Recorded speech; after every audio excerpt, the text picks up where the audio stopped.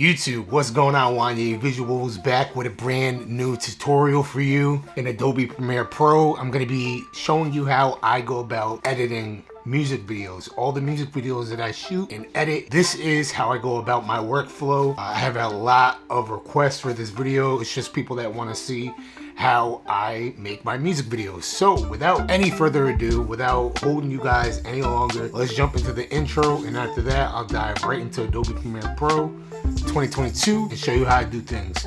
Cause I was made for this.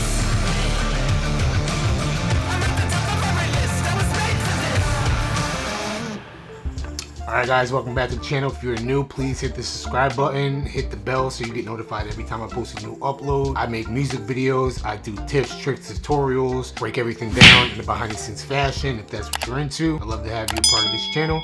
Let's get right into Adobe Premiere Pro. Here you have Adobe Premiere Pro. I'm gonna show you, this is a music video that I shot. It's already up on the channel. Go check it out. I'll link it right here after you watch this video. What you're seeing right here in Adobe Premiere Pro, I have two folders and the actual song. Okay, so I've already imported all my clips that I want to import. And to import, all you have to do is double click in this area and then go find whatever videos that you want to bring into the software. You highlight them, click open, and then they come up here. But I already did that, so I didn't put that in here for you guys. But what you can see, once I click into the folder, you'll see that all my video clips are indeed inside the folders. I did separate them already.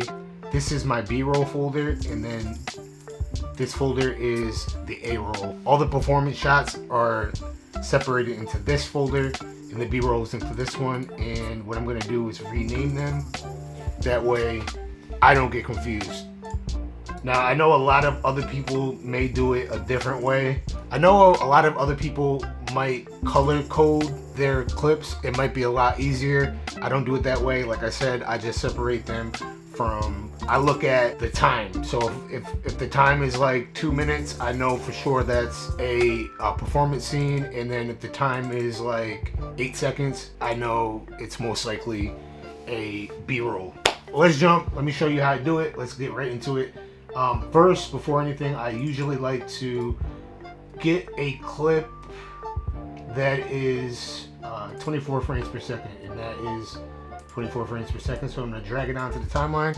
What that's going to do is it's going to automatically show you that this is a 24 frame per second timeline. If you were to drag a 60 frame per second clip in, it would then become a 60 frame per second timeline. So keep that one in mind. Yeah, so this is a 24 frame per second timeline here.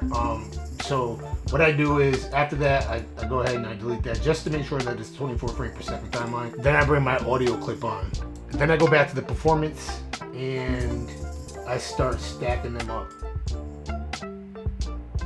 Okay, so one by one I stack the performance clips on to the timeline. You might end up having to make a few more tracks just to fit them, but yep, so we're gonna keep dragging them on. Again guys, I know there's other ways to do this. I'm just showing you the way that I do it, and I know many others do it this way as well. Alright, I'm not gonna do them all. This is just for the sake of this video. So you see there's plenty more, but what I do after that is I'll go ahead and highlight everything. But again, when you're shooting the music videos, when you're editing the music videos, you want to put every single one of your performance shots up on the timeline along with the song. You highlight the clips along with the audio, and you right click and you type synchronize. And then you're going to want to come down and hit audio. That way the audio gets synchronized as well. And then let the computer do the rest. Takes a few minutes, but after it's done synchronizing, then all of the video clips will line up with the audio clips. I'm not going to chop it all up for you guys. I'm just going to quickly show you how I chop it up. I'm not going to chop the whole thing because it's just, this is just for the sake of this video to show you how I do things. Alright, so now as you can see, everything is lined up.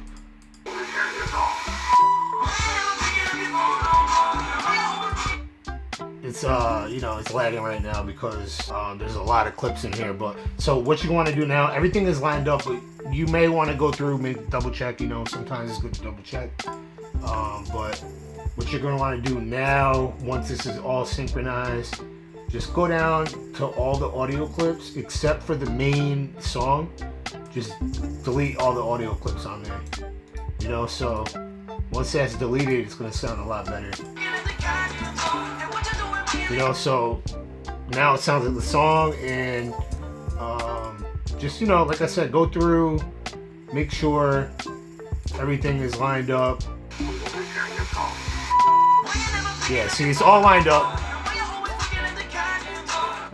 Alright, so now what I usually do is, before I even chop it up to make things way easier for myself, is I'll go through and I'll color correct. Not color grade, I'll color correct before I even start chopping it up. Because once it gets chopped up and you know you're cutting and you're making all these slices and all that, it becomes harder to color correct every single track. You know, so I tend to color correct first before anything. The next step after synchronizing is to color correct, in my personal opinion. Do it however you want to do it, but how I do it is I color correct and then I chop it up. What you're going to do now is go over to the Lumetri color, and also make sure that your Lumetri scopes are available right here. That way you'll be able to see if you are overexposed or underexposed. And I'm quickly going to show you how I go about reading the Lumetri scopes. That'll then tell me if I'm under or overexposed. So right now this is actually really good reading right here. I'm probably going to add a little bit of contrast. The blacks are kind of crushing a little bit, so I might, no, there we go.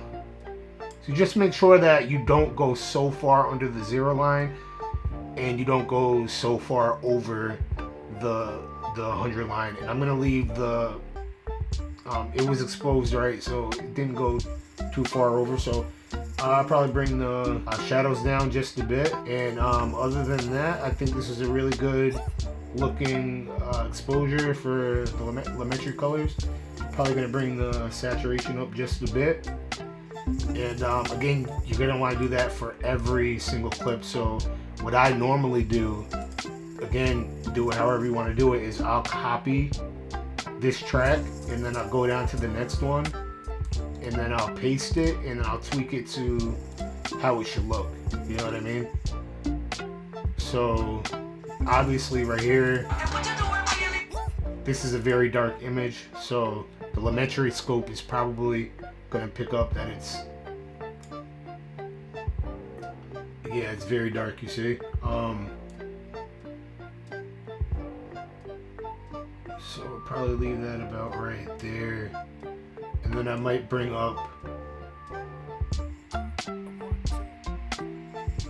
probably about right there.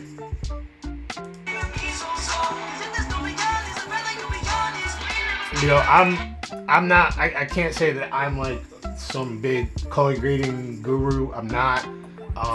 But again, for the sake of this video, I'm not going to go any further with color grading. I mean, color correcting. I'll color grade at the end. But yeah, you want to go down to every single clip after that, and you know, just do the same. Make sure that everything looks the same almost. You try to match it up as well as you can. You can see right here, as for this clip, this means that I shot this scene was not a 24 frame per second scene. So if you ever see this on your timeline, just go ahead and right click and type in, not type in, but click set to frame size. Okay, so what that's telling me is, again, that was not a 24 frame per second. Okay, so like at the beginning when I put in the 24-second clip and I took it out, all the clips that are not 24 frames per second are going to show up with that, you know, it's not going to be a full frame, you know what I mean? So keep that one in mind as well, because you're going to see that a lot. Just, you know, right click and go down to set frame size and you should be good to go. You know, so as for the other ones, I think I shot all the other ones in 24 frames per second. The next step after color correcting is go to the beginning. Usually I'm gonna show you exactly how I edit. I don't edit from the beginning. I usually edit from the first, either whatever it is, the hook, or whenever the beat drops and the hook comes in or the verse comes in. I start from right there, and then at the end, I don't know. It's just my personal. It's how I do it. I don't know, because I usually put B-roll in at the beginning. So I wait. I chop everything up. I chop up the performance scenes, and then I put the B-roll in after. So that's the reason why I do that. But yeah, so basically get your razor tool, and I like to, this is how I do it. I'm gonna show you, like, I like to chop everything up at once, and then I'll erase, I'll hide a track, right? And then I'll go through the whole track. If I see something that I like I like that part right there, then I'll cut around it, and I make sure that I keep that part in. But for the most part, what I like to do is, of course, I edit to the beat. Hello, we are not available now. Please leave your name and phone number. And I chop the whole thing up at once. So as soon as I hear that, boom, right there.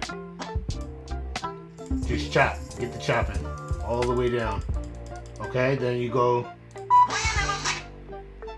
Sometimes I'll do fast. I like to edit fast. Sometimes I like to edit slow. It all depends on the type of song that it is. But for this one, I'll probably, once that clap comes in right there, do it again. It's good to use headphones at this part as well. You'll be able to match it up a lot better. Match to hi-hats. You really gotta listen to the beat.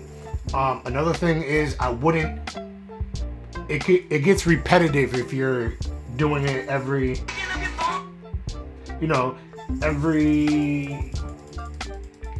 time you hear a drum or a bass, and then the next clap, you want to switch it up. You want to go a couple more seconds longer, that way, because the pattern becomes noticeable at some point. So just make sure that you are chopping, chop to the beat, of course, but don't do it. These two clips are pretty much the same length. And if you do that throughout the whole music video, again, the pattern is going to become very noticeable. I mean, probably not to everybody, but people that, really enjoy music videos and know what they're doing, and you know what I mean, people will notice. So and then again, and after that, I'll go a few more just to show you. See, this one was a little bit longer, so we'll make it a little longer. So make sure that, again, like I said, you might want to use headphones for this part. So I'll listen to that clap.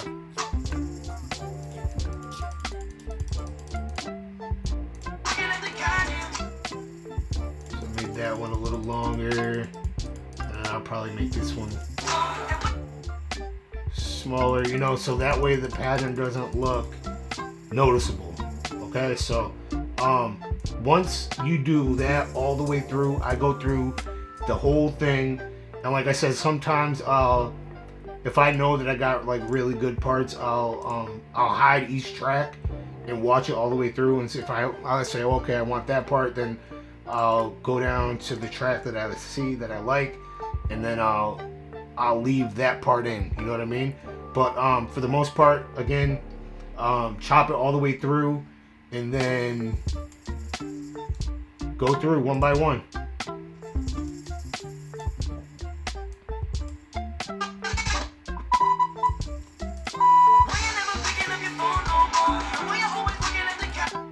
Oh yeah, I got it hidden. Alright, so for the sake of this video, I'm gonna be very, very quick with it, but I do take my time with all my music videos, so not to think that this is what I do, because I definitely don't. Just by looking at my music videos, you'll be able to tell that I take time with editing. But so then it will kind of look like this.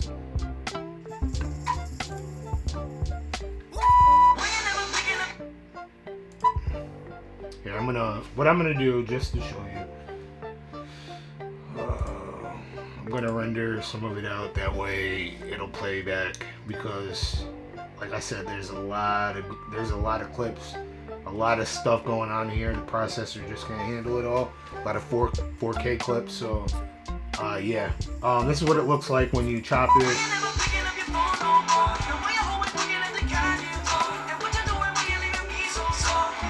So you know, that's cool and all, but after you chop it all up, you get everything that you want it to look like. That's when you come in to your B-roll. Okay, this is all the clips that are not performance shots. And then if you have a storyline, this is how you line up your story. Okay, so say they're driving in a car, or they get out the car. So they get out the car. If you watch a music video, this is how the beginning started. They were in the car and they got out the car. So what you're going to do is, boom, I got a clip of her getting out the car. Okay, so you can easily throw that in where you think it fits for the storyline.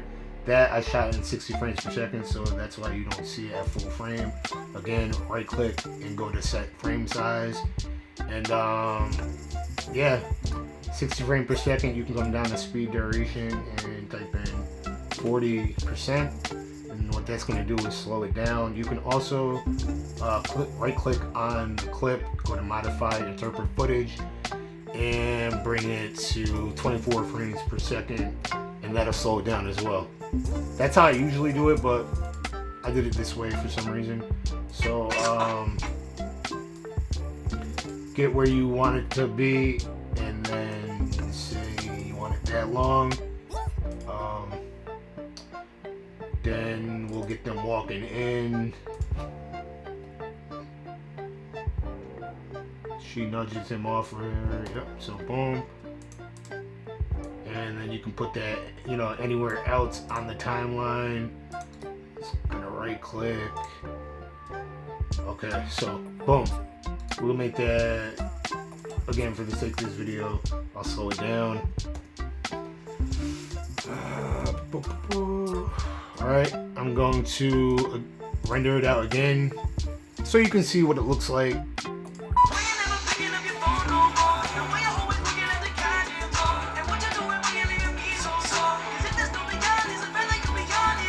Alright, again, chop all the way through, put your story in where you want, and once you're all done chopping it and putting in the B-roll, then what you're going to do is add effects.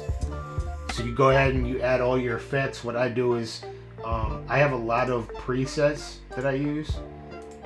So say for instance this clip right here, I'll just go to effects right up here, and I go to my presets, and let's say I'll throw a flicker in right here on this one. Alright, so I'll render it out again and see how that looks. So build up your collection of presets. As you can see, I have a bunch. I have so many more in each folder. You know, that helps with effects, and I'm still I do effects on my own as well. You know, the easy ones, but there's a lot of harder ones that come in handy if you actually purchase effects. So for the sake of this video, again, I'm just gonna stop the rendering and see. So you take your effects, you put your effects in, you put them throughout the whole video. You don't, that's another thing. You never want to put like 1 or 2 effects at the beginning and then leave. You wanna balance out the whole music video. That's how I do it. Do what you want, but I like to balance out the music video. It just looks way better in my opinion. When I look at music videos and I'm like, oh, but why was there a bunch at the beginning but the end was a little, you know, weak, you know? That's noticeable, you know, it's very noticeable. Alright, for the last bit of it, I'll go down to new item, type in adjustment layer, you get your adjustment layer, and you put it out, you put it over the whole video. This is how I do it. You can color grade you can color grade each track the way you want to color grade it. If you want it to look different, you know, make it look different. If not, this is how I do it. This is how it looks good. This is how many other people do it. So go over to your metric color, go to creative. You got a bunch of LUTs right here. You can look through them. You can see this image right here. If you click on one of these LUTs, already you can see that it was applied, and not many people know this, but you can adjust the intensity of the LUT as well. Most LUTs look good around 50%. Too high, it depends on what picture profile you use, but if you go too high, it might end up looking oversaturated, you know. So yeah, that's that. But I don't really use any of these. I really don't. I have LUTs of my own, but there are some good LUTs in this, that stock LUTs that come with Adobe Premiere. So the one that I like to use a lot, I don't really use them on music videos, but I like to use this one on my vlogs, is this one right here. If you know, this look right here is mostly on most of my videos. Also, another trick is you can hit auto and it will kind of bring it to where it should look like. Then you can take it from there if you're having a hard time color correcting. But I'll bring up the saturation on that, and you know, it's all about tweaking the colors. It's really all about tweaking the colors, you know. So then after that, I'll go ahead and put my tags in, like my Wanye visual tags. I'll put the artist name, the name of the song, Hello Vision, and on the next clip I'll, you know, put the name of the song. But yeah, that's it. That's the beginning. Again, at the beginning you put the credits in, and then you've got yourself a music video. I hope this video helped you. I'm not going to take up any more of your time. If it did, give me a thumbs up. Leave some comments down below. Subscribe if you're new to the channel. Again, I make tips, tricks, tutorials, music videos, all that behind the scenes stuff here on this channel. And then down in the description below is where you can find all my music videos. And there's also music videos in the playlist on this channel. This channel is no longer having music videos uploaded to it. Again, my Shot by Wanye Visuals channel is down in the description below, and you can find it right here. Click on that, go check it out, give me a sub, and I'll see you guys in the next video.